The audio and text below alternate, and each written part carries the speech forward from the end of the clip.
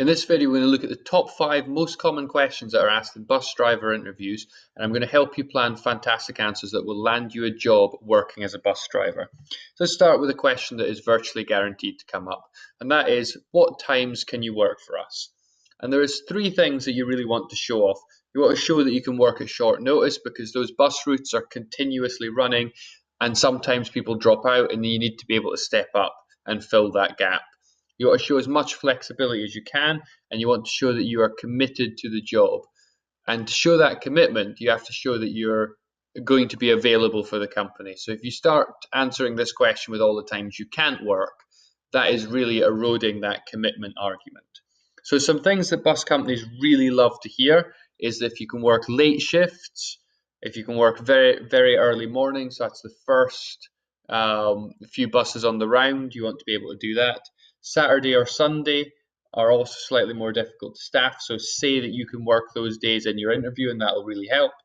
If you're not restricted by childcare and you can work school holidays and after school, that's really useful. If you do have children, it's best just not to mention the times that you can't work because of that, because that's going to be held against you, because they would rather have someone that can staff those difficult times. And the real key to this, and also the reason you don't tend to talk about childcare, is that you want to focus 100% on what you can do. So as far as is possible, talk about what you can do, because that they want can-do people. They want people that are going to be there when they need you. So the worst way to go about this is to talk about when you can't work. If you start listing all the times you can't work, you come across as negative, you come across as a problem, and you're not going to be helping this business move forward. So focus 100% on what you can do, and you will be successful in this question. Let's look at question 2. How would you deal with a rude customer? And in the line of work as a bus driver, it is very, very likely that you're going to come across a rude customer at some point.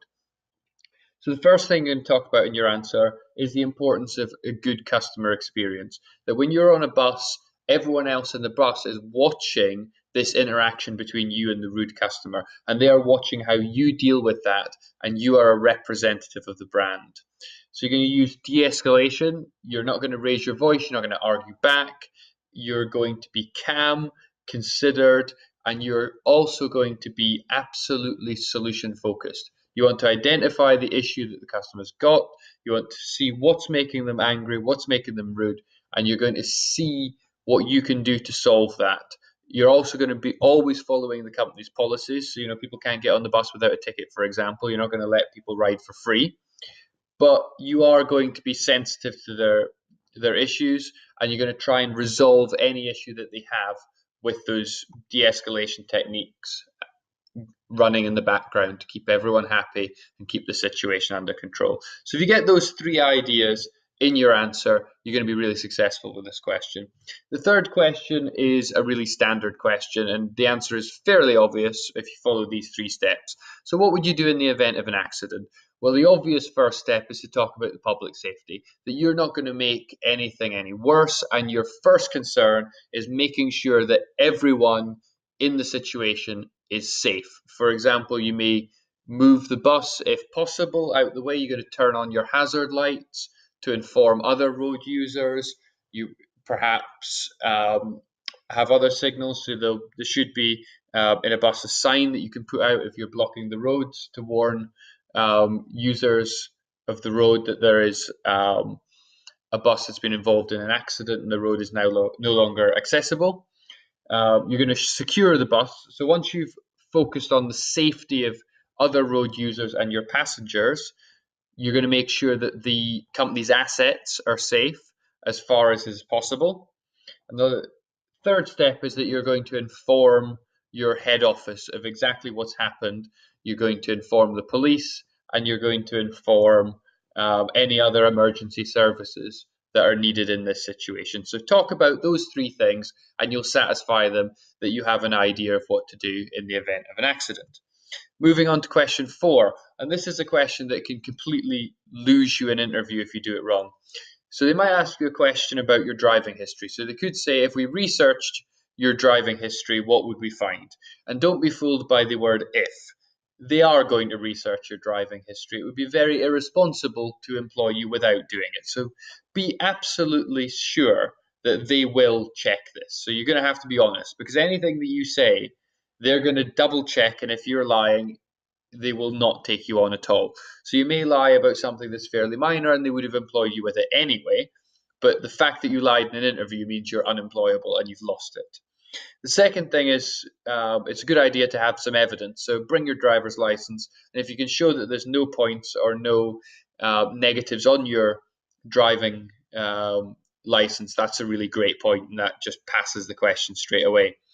The last thing to note is you don't have to declare spent conviction. So if your points have completely expired or they're out of the limitation period, then you don't actually have to declare them. So there's no point bringing up things that were 20, 80 years ago when they are completely spent, because it's only going to be held against you, and by law you have no obligation to disclose that, and people are entitled to move on from past mistakes and not have them haunt you for the next 80, 90 years, which would be a bit excessive. Let's look at the fifth question. Why did you become a bus driver? And this question can completely catch people off guard. You're being asked why have you went into your profession, and sometimes people give really awful answers. So the first thing you can talk about is working with customers, because this is the really important thing in the business, is keeping the customers happy, and they want to employ people that genuinely like working with customers. They like working with the public, because these are the people that are going to keep the business in its successful state.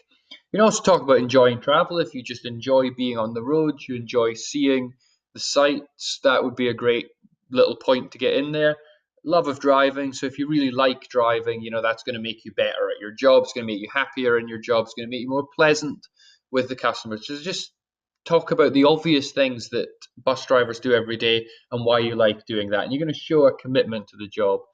And so some great things to also get in there is talk about seeing bus driving as a lifelong career, because they don't want to have to keep training people and keep recruiting endlessly. They would quite like stable drivers that are going to stay for a very long time. So making it a lifelong career is a real positive in an interview. And the last thing that I would recommend on this question is just tell a story. Just say, here's a fantastic experience I've had in the past as a bus driver, and this illustrates exactly why I love this job. Even if you don't totally love the job, in this question, you're going to have to show some passion, because if you don't, it comes across very, very negative and could lose you the interview. So hopefully these 5 questions have been very helpful to you, and you know how to plan answers and can anticipate these questions in your bus driver interview. And finally, thank you very much for watching.